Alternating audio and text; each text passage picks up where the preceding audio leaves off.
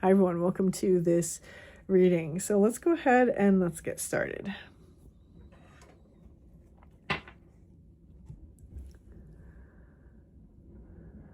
Taking a step aside and allowing Spirit to pass through me.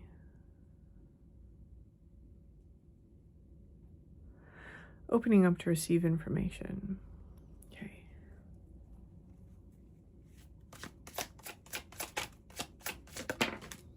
Okay, we have the King of Swords. So there's a lot of decisiveness that's taking place inside of the collective that I'm reading for. I almost feel that with this King of Swords closing his eyes, it feels a little bit like someone is drawing on some type of internal inspiration, maybe even getting really into meditative states, trance states, receiving some sort of like telepathic communication. So this collective may be having more telepathic experiences, like I'm thinking about this person and then they contact me, or you know, I dreamt about this and then I saw it in real life. So there's things like that that are taking place inside of this particular collective I'm reading for. Now, the way that his hands are clasped on top of that sword I find is kind of interesting, because he actually has his left hand clasped on top of the right. I know that him gripping that with his right, he's probably right-handed. And with this left hand on the outside, that's standing out to me. So the right hand being our active hand is the one that's actually thinking. In other words, we may be thinking about the next course of action. We may be strategizing or planning right now. And that left hand being over it, being on the outside, we may be very much protecting some sort of like, we may be protecting that, right? So staying quiet, not really telling people about what the moves are that we're going to make. I think that this king here, whoever this message is for, I think that this is really telling me that someone is in some very deep reflective spaces, receiving psychic information, receiving almost like divine intuition and guidance as they're planning their future. So that's what this feels like to me. Yes, we have the Hangman. So the Hangman, again, going inside those deep internal spaces and receiving some sort of knowledge or information. I don't feel that whoever this message is for, that you're actually acting just yet. You're just planning. It's like a planning stage. With that rope hitting almost exactly between that 1 and 2, it's like we're stuck between the space of being an individual and having to come together with others for this. So this could be, for example, planning a getaway and just being in that planning stage. For others of you, it could be planning a business and keeping it really internally protected before you share it with other people who might be involved or who might purchase from this business. It could be really thinking and getting inspiration about a person, whether or not you really want to connect with this person, or whether or not you really want to spend time with them, okay? Now, the interesting thing about this Hangman is that he's showing up inside this dark, almost like spooky forest. And so for some of you, you may be having experiences that are taking place around you at this time that feel a little dark.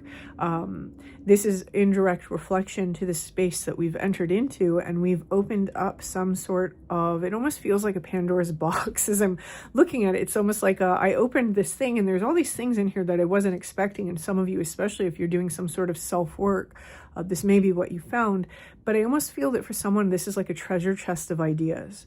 It's just some of the ideas that are coming forward are so far off the path that you thought you were walking that it may seem a little scary, okay? There's things that are unknown. You might be finding this reflected in your 3D by people that you don't know approaching you, who are types of people that you don't normally interact with. You might be experiencing this as types of energies that you don't normally have coming towards you. Okay.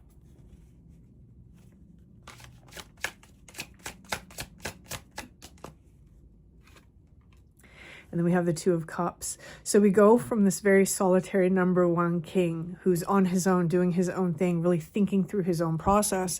We have some sort of illumination or understanding that comes through this sort of isolatory consideration. And this brings us into the number 2, which is about partnerships. This doesn't necessarily have to be our traditional idea of partnership. It can simply be really bringing forward some ideas to the people outside of us, right? Humanity as a whole being a partnership. There is this idea inside of both of these, however, that each one, even though they have individual cups, there's another cup inside of there. So it's really sharing something that's very deep within and offering that almost as a sacred part of self. Okay, so someone here, you're embarking on really bringing forward something that's very sacred to you. Many of you, I covered this yesterday, many of you are really turning into magical practices. This may be where you're thinking of how to bring this forward, whether it's just inside of your life and in your own practice, having to partner with, for example, deity or spirit, if you're somebody that practices a modality like that. For others of you, this is business partnerships, bringing a business idea to a partner or collaborating with people. I do think that this year there's something very special and significant about collaborations that take place. Notice how these two look similar, but they're also very different, right? One has brown hair, one has black hair, one has a butterfly in her hair, but their clothing is the same, their face is the same. So when I'm getting into the energy of the hair, this is almost like our psychic abilities, right? So you may even encounter individuals or partner with individuals who look a lot like you. They look like people you'd kick it with, right? But the abilities and what you bring to the table are quite different. There's something here about patterns also, because if you look in the background, there's these patterns. So some of you have really worked through particular patterns, and that work is what's contributing to this sort of partnership that's emerging. Again, it doesn't necessarily have to be with just one person, and it doesn't even have to be with a person. These may be partnerships in the types of energies or spirits that come towards you as well. I also feel opportunities in the types of opportunities. So to clarify further, the space that someone has been in is this hermit. Again, that individual really doing that deep reflective search. And to clarify the energy that's being moved into, we have the sun. So that illumination, that warmth, that success, that happiness.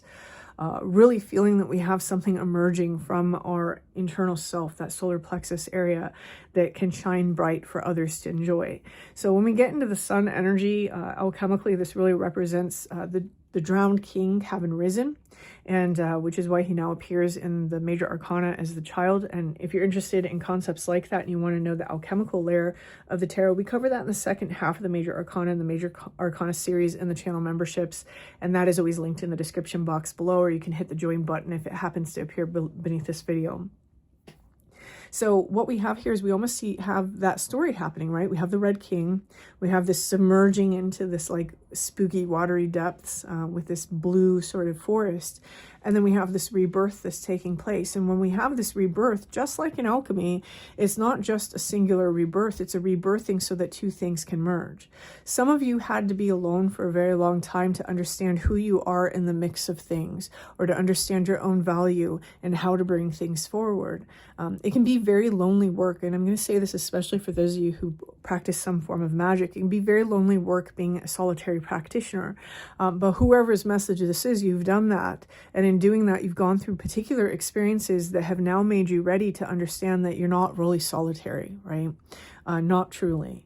So it doesn't mean that you're going out and you're working with a bunch of people anymore. If this is your message, you're going to understand exactly what I'm talking about.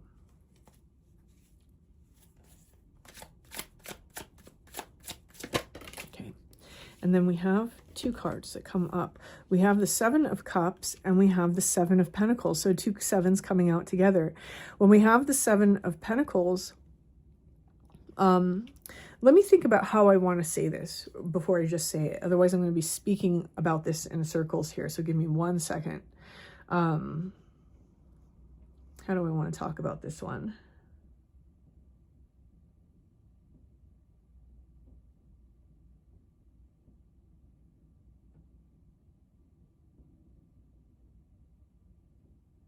Okay, there's this element here that an underlying energy that's currently taking place, because I'm reading these not as an outcome, but the underlying energy that's taking place, and then the bottom of the deck I'll take as like kind of a theme. it's really that there has been this weight, right? And fruit has had to grow on the vine. Traditional Rider-Waite, the Seven of Pentacles, is the person with their face on the gardening tool and they're watching this bush, and one pentacle is fallen off that bush and it's between their legs on the floor, on the ground, and the rest are on the vine. Something is ready now.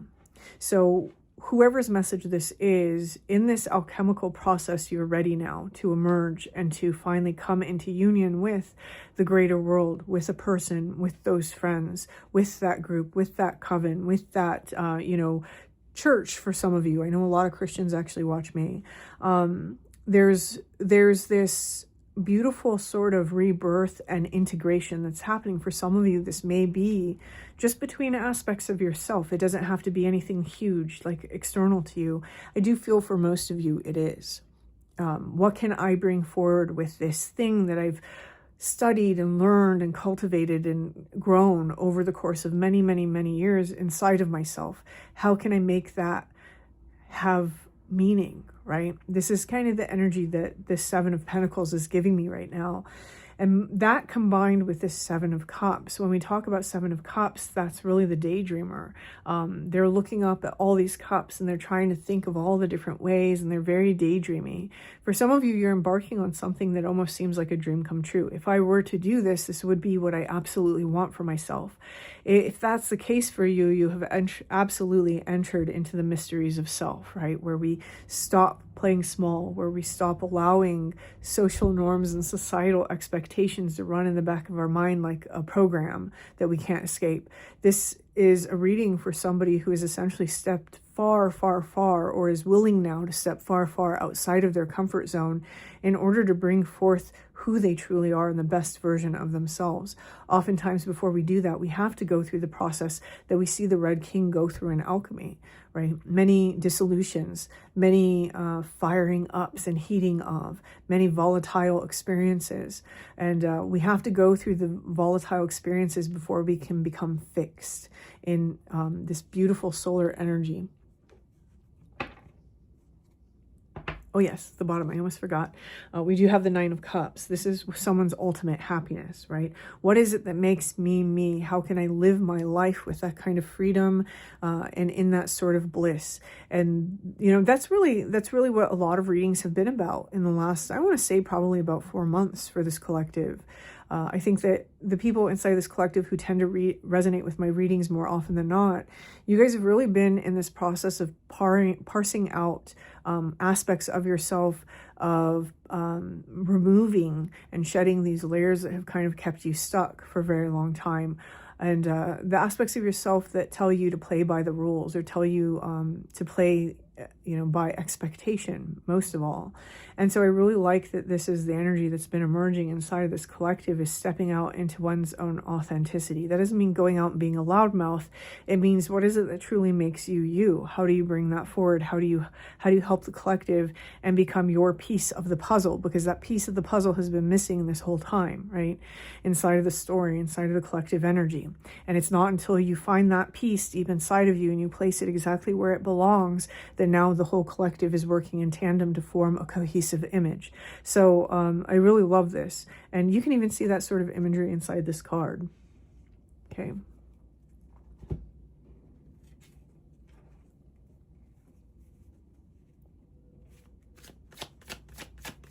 I get asked about this deck all the time. This is the Citadel. It's linked down in the description box. Okay, we have the air. Look at all these crowns, right? I think it's kind of interesting that we have these crowns showing up. And this is really about your sovereignty, right? Your true potential, your highest timeline, some people would say, or your highest version of self. And stepping further into that, really, it looks like growing into it. So for some of you, it's the process of growing into it. This is something that you were probably very hesitant about in the past, maybe because you didn't necessarily want to be seen or known that way. Here we have the Wise One, tradition and order. When I get the energy of the Wise One, this brings me back into that energy that I mentioned in yesterday's reading, how there's this sort of collective experience that many people are having now with the energy of Capricorn, which really is about power, success and power. And we tend to think of that in terms of money and in terms of business. It's really a cheapened way to look at it. It's really about knowledge. It's really about who leads when no one else will lead. It's about who will teach what no one else will teach, who will stand outside and say the shit that everyone else is afraid to say, who will use their power, and who understands how to wield it, right? That's really part of the energy of Capricorn. And we have that energy coming out here as well with the wise one. This is old knowledge. Many of you are working on things with old knowledge. Some of you, you're trying to revive old knowledge that you feel that people have left behind. For some of you, you may be diving into herbalism. Some of you, this may be writing. Anytime I see a hand, I think hand and pen. So some of you, you are teaching psychic development. Others of you, this is going to be energy work. This can be many things for everyone. I don't know why, but right now when I'm looking at this, I don't think that's what this is. Oh, maybe it is. Actually, maybe it is. It's making me think of, is it Spanish lavender that has like the beautiful flower petals on the top? It's making me think of doing a thing, but doing it slightly different in a way that other people have not done it before, or that they're not used to, right? I think that some of you are really bringing out your own unique signature to something. After having gone in and really evaluated some things inside of yourself.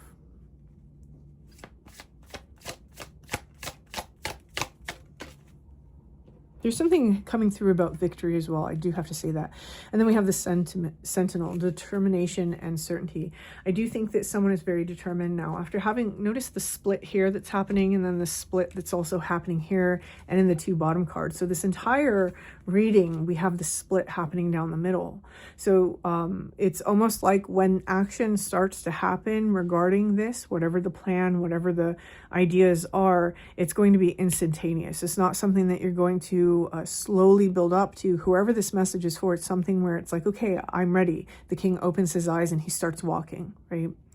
With this sentinel, again, ideas of protection are coming through. That came out in yesterday's reading. It's come out several times in the last couple of weeks. Really guarding yourself, protecting yourself, because every new beginning must be guarded, must be protected. If you think about seedlings when they shoot up, right, they're extremely vulnerable.